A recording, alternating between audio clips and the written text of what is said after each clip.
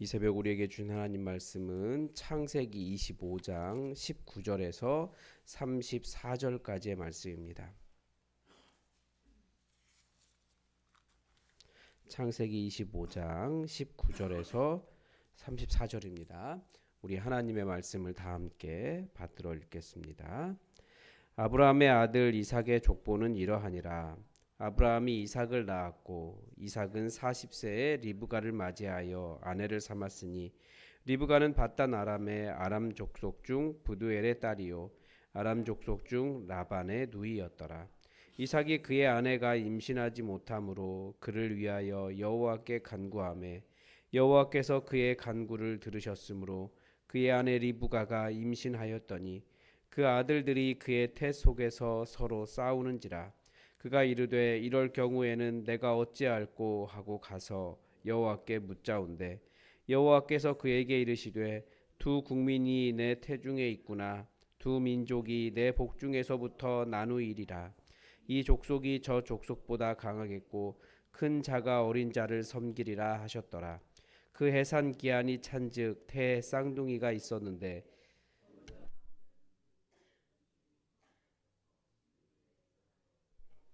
후에 나온 아우는 손으로 에서의 발꿈치를 잡았으므로 그 이름을 야곱이라 하였으며 리브가가 그들을 낳을 때에 이삭이 60세였더라. 그 아이들이 장성함에 에서는 익숙한 사냥꾼이었으므로 들 사람이 되고 야곱은 조용한 사람이었으므로 장막에 거주하니 이삭은 에서가 사냥한 고기를 좋아하므로 그를 사랑하고 리브가는 야곱을 사랑하였더라. 야곱이 죽을 쑤었더니 에서가 들에서 돌아와서 심히 피곤하여 야곱에게 이르되 내가 피곤하니 그 붉은 것을 내가 먹게 하라 한지라. 그러므로 에서의 별명은 에돔이더라. 야곱이 이르되 형의 장자의 명분을 오늘 내게 팔라. 에서가 이르되 내가 죽게 되었으니 이 장자의 명분이 내게 무엇이 유익하리요. 야곱이 이르되 오늘 내게 맹세하라. 에서가 맹세하고 장자의 명분을 야곱에게 판지라. 야곱이 떡과 팥죽을 에서에게 주매 에서가 먹으며 마시고 일어나 갔으니 에서가 장자의 명분을 가볍게 여김이었더라. 아멘.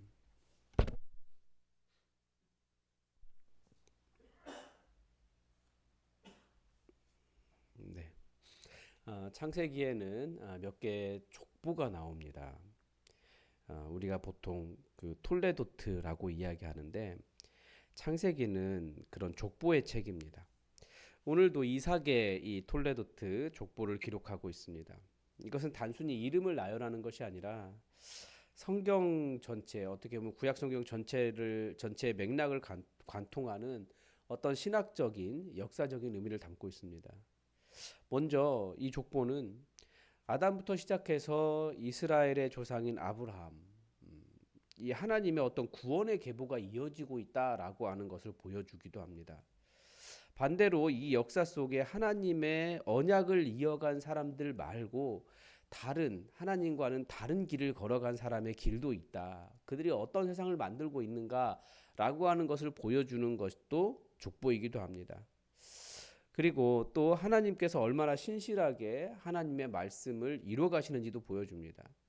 하나님이 인간에게 주신 생육하고 번성하라 라고 하는 그 복이 실제 역사 속에서 어떻게 실현되는지를 보여주는 것이 그 족보라는 거죠. 그리고 아무리 전쟁이 일어나고 홍수가 일어나고 형제가 형제를 죽이는 일이 일어나도 그런 인류의 위기 속에서도 하나님의 구원 계획이 끊어지지 않고 있다라고 하는 것을 이 족보를 통해서 볼 수 있습니다.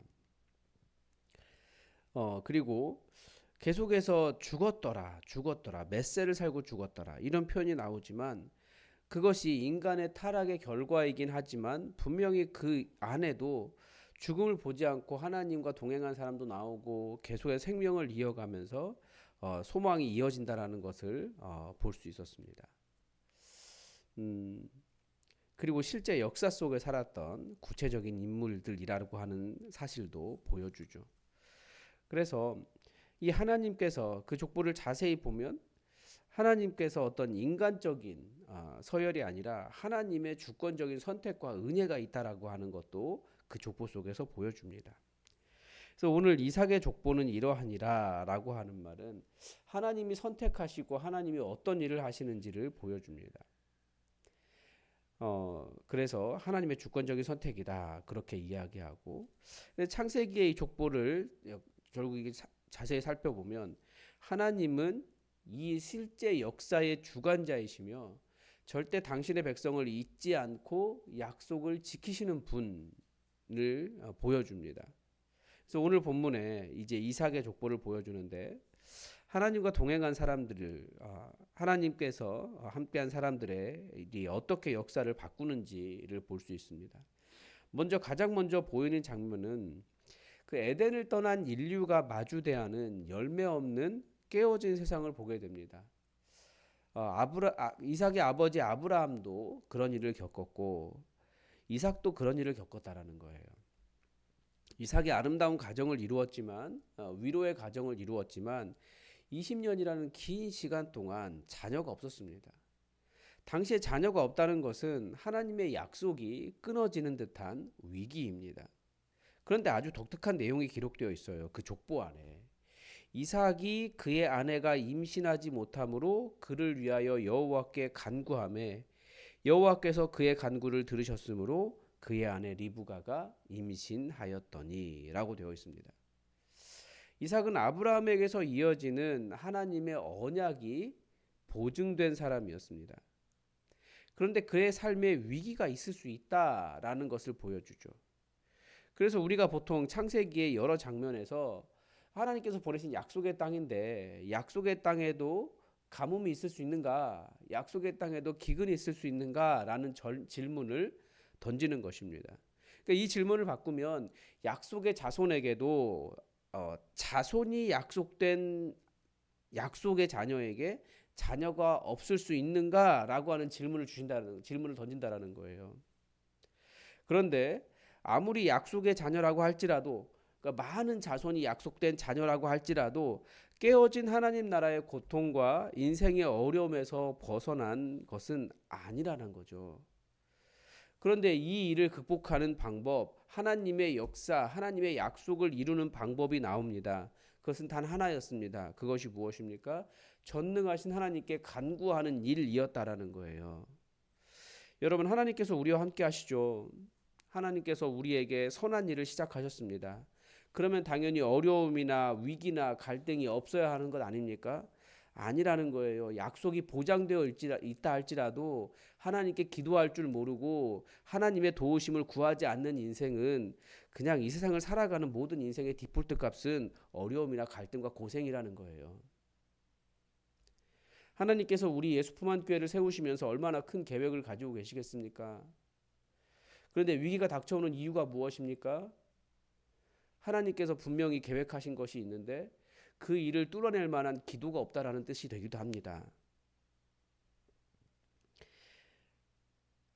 우리에게는 살아계신 하나님이 계시기 때문에 하나님을 의지하며 하나님께 간구하며 이 모든 일들을 넘어가는 사람들, 그게 바로 성도의 정체성 중에 하나입니다. 그러니까 성도에게 있는 은혜는 기도할 때 들으시고 역사를 흔드시는 하나님께 구할 수 있다는 특권이 주어져 있다는 사실이죠. 심지어 예수님조차도 이 땅에 사시는 동안 어떻게 살았다라고 성경은 기록합니까?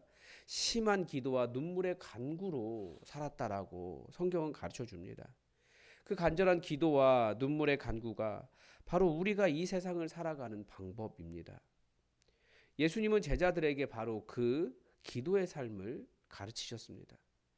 우리 앞에 위기와 어려움이 있지 않습니까?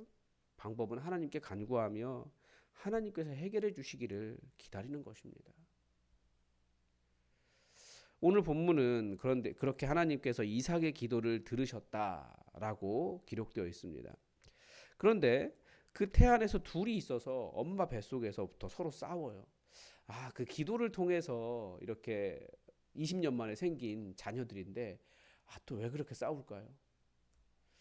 태어날 때도 동생이 형의 발목을 잡고 태어났습니다. 그리고 커서도 싸웠습니다. 갈등이 이 세상에 가득한 거예요. 그런데 아무리 싸워도 에서가 먼저 태어났다는 사실을 바꿀 수는 없었습니다. 이 말은 하나님의 복의 정당한 계승자를 바꿀 수 없다는 것이기도 합니다. 그런데 이 하나님의 복의 정당한 계승을 바꾸는 이 사건이 발생합니다. 무엇 때문이었습니까? 에서의 배고픔 때문이었습니다. 그래서 오늘 본문은 두 개의 배고픔이 그 갈망이 이렇게 충돌하는 장면입니다. 에서는 육신의 배가 고팠고 야곱은 자기가 장자가 되지 못한 배고픔이 있었어요. 허기짐이. 우리가 더 무엇을 중요하게 여길까라고 하는 것을 보여주는 거죠. 어느 날 예서가 들에서 사냥하고 돌아왔는데 몹시 지쳐 있었습니다. 배가 너무 고팠어요. 문자 그대로 죽게 된 것 같은 허기를 느꼈습니다. 그때 야곱이 죽을 쓰고 있었거든요. 에서는 그 붉은 족을 보고 동생에게 요청합니다. 좀 달라고. 야곱은 이때를 놓치지 않고 형의 장자의 명분을 내게 팔라라고 제안합니다. 아니 먼저 태어난 것을 바꿀 수 있느냐라고 말하는데 먼저 태어난 것은 바꿀 수 없지만 장자의 명분은 보니까 팔 수 있더라고요. 고대 기록에 뭐 염소 3마리 주변 세계 고대 기록에 염소 3마리로 장자권을 파는 장면이 기록되어 있긴 합니다. 근데 이번에는 팥죽으로 판 거예요. 그런데 여기서 에서의 반응을 보십시오. 내가 죽게 되었으니 이 장자의 명분이 내게 무엇이 유익하리요?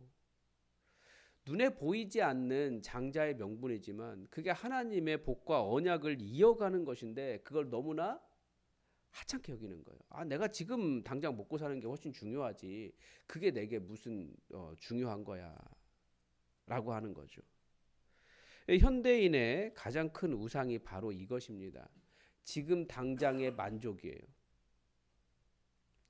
에서의 눈앞에 배고픔이라고 하는 감각적인 그 지금 당장의 욕구 때문에 하나님이 약속하신 영적인 복인 그 장자의 명분을 가볍게 여겼더라라는 거예요. 장자의 명분은 단순히 유산을 더 많이 받을 권리가 아니었습니다. 그것도 아브라함의 하나님께서 복 주시기만 약속하신 아브라함의 장자의 명분은 돈을 더 많이 받는 권리가 아니라 그것은 아브라함과 이삭에게 이어진 하나님의 언약, 또 장차 오실 메시아의 통로가 되는 거룩한 직분이었습니다. 하지만 에서는 지금 당장 내 배를 채워주지 못하는데 영적인 약속이 무슨 소용이 있느냐? 나에게 거룩한 직분이 무슨 소용이 있느냐? 이 하나님의 영적인 약속을 무가치한 것으로 여겼습니다.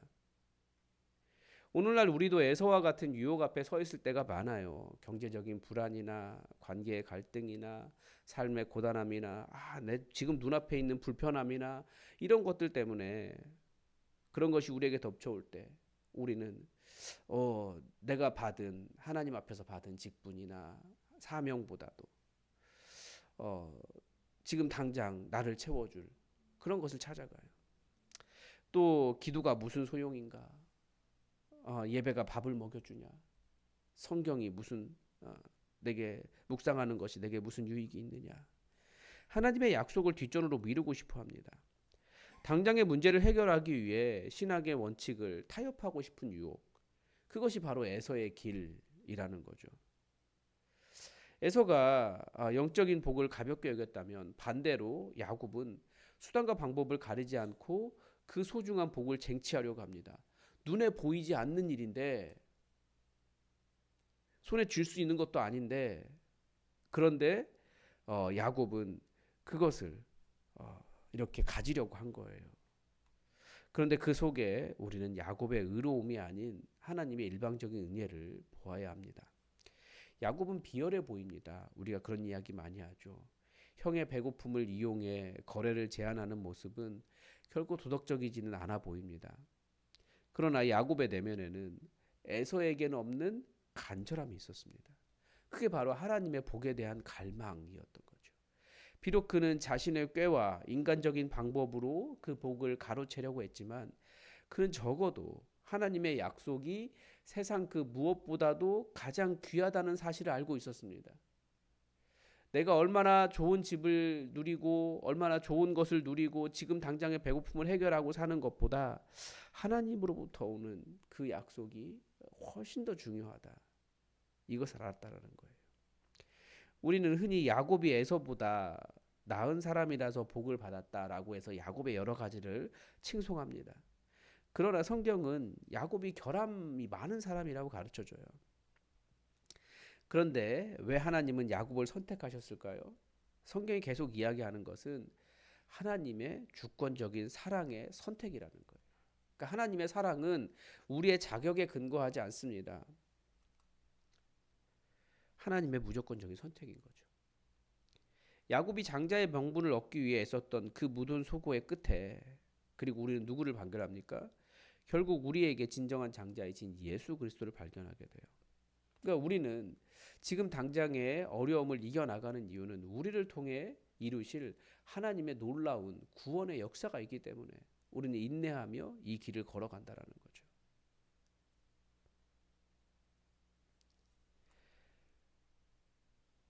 우리 예수님은 그렇게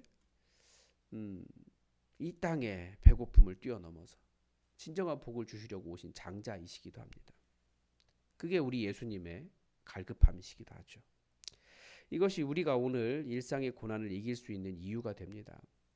세상은 우리가 무엇을 가졌느냐라고 대우하지만 그리스도 안에 있는 우리는 이미 영원한 하늘의 유산을 약속받은 아들들입니다. 그러니까 우리가 정말 소중히 여겨야 될 일은 우리에게 주신 그 예수 그리스도의 구원의 은혜, 그리고 또 우리를 통해서 여전히 어떤 역사를 이루고자 하시는 하나님의 계획, 이런 것들을 바라보면서 이 시간을 인내해 가는 겁니다. 오늘 본문의 마지막 구절은 굉장히 뼈아픈 평가로 끝납니다. 에서가 장자의 명분을 가볍게 여김이었더라. 여러분, 지금 우리가 가장 귀하게 여기고 있는 것이 무엇입니까? 삶의 무게가 여러분을 짓누르고 마치 죽게 된 것 같은 피로감이 몰려올 때 무엇으로 그 허기를 채우려고 하십니까? 지금의 배고픔을 해결하기 위해 우리가 받은 이 신앙의 유선과 영적인 약속, 또 우리가 이어가야 할 이 교회의 역사를 가볍게 여기고 있지는 않습니까? 세상의 붉은 죽은 잠깐의 포만감을 주긴 하겠지만 우리 영혼의 근원적인 목마름을 해결해 주지는 못합니다. 우리에겐 에서가 팔아넘겼던 그 장자의 명분보다 훨씬 더 크고 확실한 보증이 있습니다. 바로 예수 그리스도의 그 살과 피입니다. 그분이 우리에게 참된 양식이 되어 주십니다. 당장의 문제가 해결되지 않아 답답하십니까? 괜찮습니다. 우리는 이미 만군의 여호와 하나님의 자녀이고 영원한 나라의 상속자입니다. 이 자부심과 소망으로 오늘 하루를 인내하며 세상이 주는 결핍 때문에 내가 하나님의 사랑받지 못한 자이다, 이 신앙이 무슨 소용인가, 그런 것에 속지 마시기 바랍니다. 그리스도 안에 있는 우리는 이미 모든 것을 가진 자입니다. 그래서 우리가 그 은혜의 보좌 앞에 나아가서 기도함으로 우리에게 주어진 그 영적인 복을, 그 만복을 누리는 여러분의 삶이 되시길 바랍니다. 우리 하나님의 뜻이 우리에게 이루어지기를 주기도문으로 기도하겠습니다. 하늘에 계신 우리 아버지, 아버지의 이름을 거룩하게 하시며 아버지의 나라가 오게 하시며 아버지의 뜻이 하늘에서와 같이 땅에서도 이루어지게 하소서. 오늘 우리에게 일용할 양식을 주시고 우리가 우리에게 잘못한 사람을 용서하여 준 것 같이 우리 죄를 용서하여 주시고 우리를 시험에 빠지지 않게 하시고 악에서 구하소서. 나라와 권능과 영광이 영원히 아버지의 것입니다. 아멘. 여러분, 혹시 눈앞의 이익과 육체적인 만족을 구하는 에서의 길을 걷고 계십니까? 이제 하나님의 약속과 영원한 가치를 최우선으로 삼는 그런 야곱의 갈급함을 여러분 갖기를 바랍니다. 하나님은 우리에게 놀라운 것을, 만복을 약속해 주셨습니다. 그것을 누가 가져갑니까? 기도하는 자가 열어가는 겁니다. 그래서 여러분, 이 새벽에 기도하면서 하나님께서 우리에게 주시기로 약속하신 모든 복을 누리는 이 새벽 될 수 있도록, 우리 삶 될 수 있도록 기도해 주시고, 우리 교회도 마찬가지입니다. 하나님 세우시면서 계획하신 일이 있어요. 아무리 그것이 놀라운 일이라 할지라도 기도하지 않는 교회에게는 그것을 가질 자격이 없습니다. 우리 교회가 기도함으로 깨어서 하나님께서 주시는 역사를 이루어갈 수 있게 해달라고, 내가 한다라고 착각하지 마시고 하나님께서 주시는 것을 우리가 온전히 알고 하나님께 메어 달리는 이 새벽이 될 수 있기를 바랍니다. 우리 다 함께 기도하겠습니다.